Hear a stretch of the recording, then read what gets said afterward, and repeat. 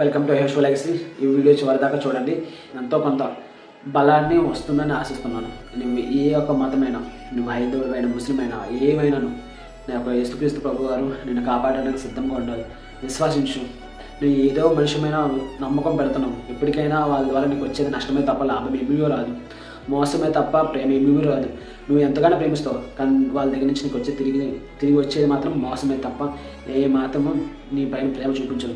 కానీ నీ పైన ఎల్లప్పుడూ ఏకరీతిగా చూపించే ప్రేమ ఒక మనుషుడు కేవలం యేసుక్రీస్తు ప్రభు వారు. ఆయన ఇప్పుడు పరలోక రాజ్యంలో ఉండి నీ కోసం ఎంతగానో ఎదురు చూస్తున్నారు. నీ ఒక సమయం వచ్చినప్పుడు ఆయనతో హత్తుకోవాలి, ఆయనతో ఏకీభవంతో పరలోక రాజ్యంలో ఉండాలి. ఆయన ఆశ అది.